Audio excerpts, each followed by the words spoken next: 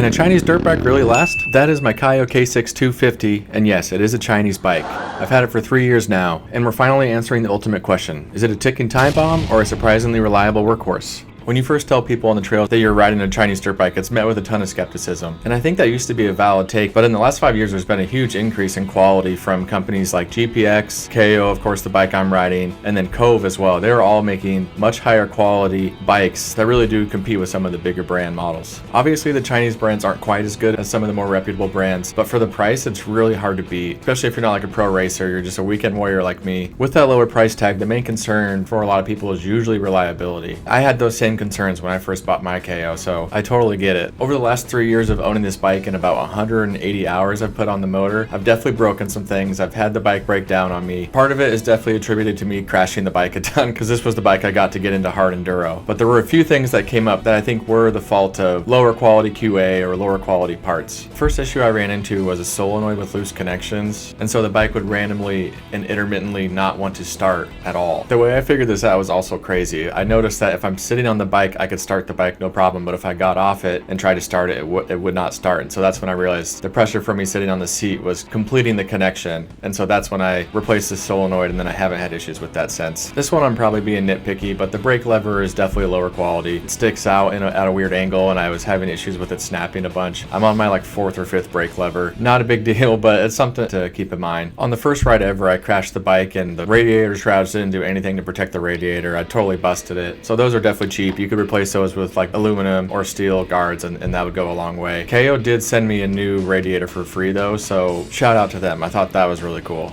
The last issue I've had with my Chinese dirt bike is the gas tank was leaking and has been leaking. I think partially I could be at fault because of the countless crashes this bike has been through during all my hard enduro adventures, but I do think the engineering of the gasket and the base plate is kind of weird, and I think it's just like a weak point for leaking to happen. So that's another thing to keep in mind. I can't say for sure if this is totally because of the Chinese engineering and quality assurance, or if it's because I've just crashed this bike so many times and I've bent the plastic. I'm not sure about that, but I did want to mention it. While there were these specific components that failed, cheap plastics, electronic issues, and questionable quality assurance, I'm still really impressed with how reliable this bike has been. I've had zero issues with the engine. I think it's incredibly durable, especially with how hard enduro riding goes and the fact that you're revving the piss out of it all the time. I've of course been doing regular service intervals, on the oil and the filters. I really do stand by the engines coming out of China now. Whether you like it or not, man, these things are bulletproof. So we know buying a Chinese dirt bike is way cheaper, but what is the true cost? You have to keep in mind future repairs,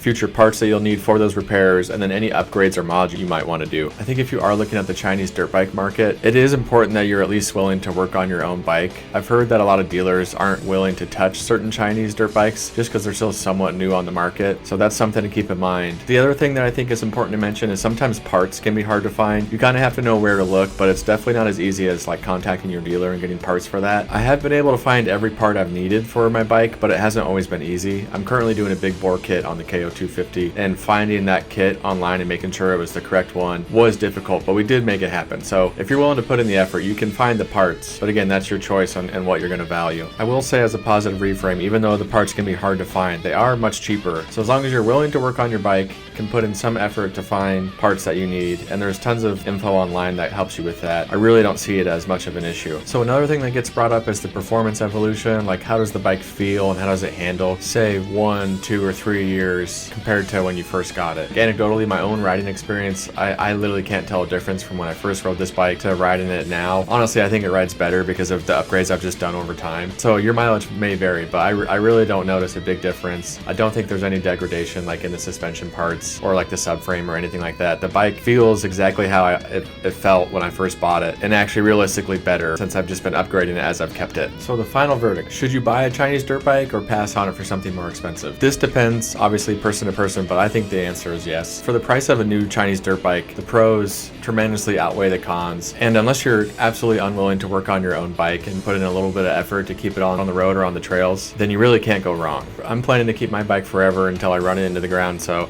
I'll keep you guys updated and let you know if anything changes. But man, for what I paid and the miles I've gotten out of this, I couldn't be happier. Thanks for watching. Cheers.